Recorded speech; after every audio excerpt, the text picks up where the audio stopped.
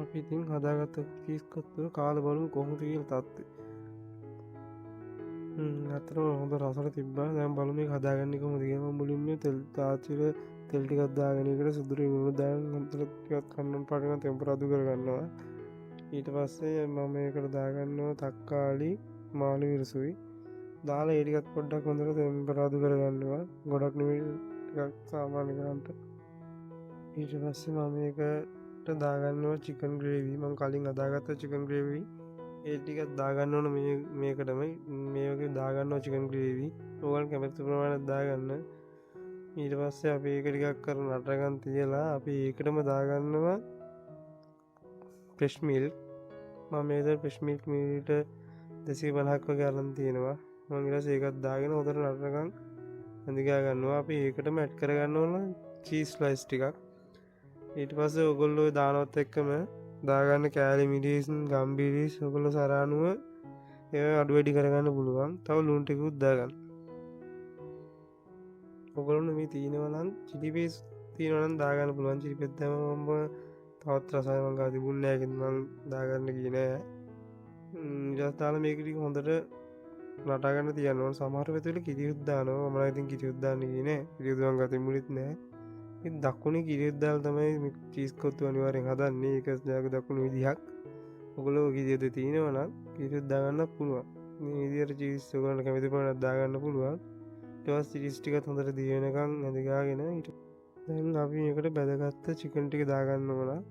මම මේකට කලින් චිකන් ග්‍රෑම් 250ක් 201 වගේ බැදගත්තා. ඒ ටික දැන් මේකට දාගන්න ඕන. මොකද චීස් රහ හොඳට මස් වලට වදින්න මම මේ කලින් දාගන්නවා. මේක ටිකක් කලින් තියෙන්න තියලා ඊට පස්සේ මම මේකට දාගන්නවා කොත්තු ටික.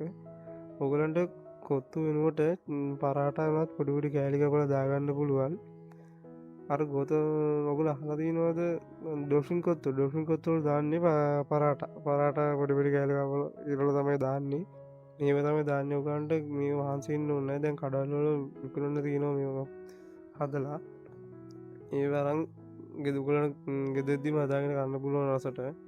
මම මේක කිසිම රසකාරක දරුව දාන්නේ නැහැ. ඒ කියන්නේ MSG ඇදිනමොටෝ සුක්කටක මම මේකට දාන්නේ නැහැ. ඊට පස්සේ මම මේක තික් ගතිය ගන්න බිත්තරයක් අල්ලලා දා ගන්නවා. එතකොට චීස් ගතිය තවත් වැඩි. ඒ වගේම තික් එකත් වැඩි වෙනවා. ඔයගොල්ලෝ චීස් බිත්තර ගන්න කැමති නම් ඒකට දාලා නොගත්තත් අවුල් ප්‍රශ්නයක් වෙන්නේ නැහැ.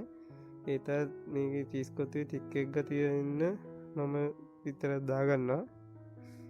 ඊට පස්සේ ඔයගන්ට මේක නිදි ඇඳගා ගන්න පුළුවන්. දැන් අපිට වෙජිටබල් ටික දාගන්න පුළුවන්. කියන්නේ ලීස් කැරට් තියෙනවා නම් ඒ ටික දාගන්න පුළුවන්. ඔයගලන්ට කොත්තුව වෙයිල් වගේ තියෙන දැනෙනවා නම් තව ෆ්‍රෙෂ් මිල් ටිකක් දාගෙන හොඳට කවඩම් කරගන්න. දැන් මගේ එක ටිකක් වෙයිල් වගේ තියෙන්නේ. ඒකින්ද මම ඒකට දාගන්නවා ෆ්‍රෙෂ් මිල් ටිකක් ආයි දාන් හොඳට මික්ස් කරගන්නවා. දැන් ඉතින් ඔයගොල්ලන්ගේ ගෙදර ඇත්ත එක මේක බෙදාගන්න තමයි තියෙන්නේ. මං ඉතින් දැන් මේ විදිහට තමයි කොත්තු හදාගත්තේ. ඒක දෙද්දිම රෙස්ටෝරන්ට් වගේම රහයි. ඔයගොල්ලන්ට රස මදි කියලා හිතනවා නම් සුක්කටක් වගේ දාගන්න අවුලක් වෙන්නේ නැහැ.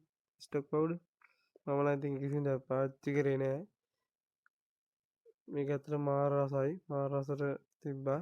දැන් අපි මේක ප්ලේටින් කරගන්න තමයි තියෙන්නේ. මේ විදිහට තමයි චීස් කොත්තු හදුනේ. ඔයගොල්ලෝ ගෙදරදී මේ වගේ හදලා බලන්න. හදලා බලලා රසයිද කියලා මට කමෙන්ට් එකක් දාගෙන යන්න. ඒ වගේම මතකද මගේ channel එක subscribe කරලා වීඩියෝ එක like එකක් දාගෙන යන්න. එහෙනම් අදට ගිහිල්ලා එන්නම්. bye.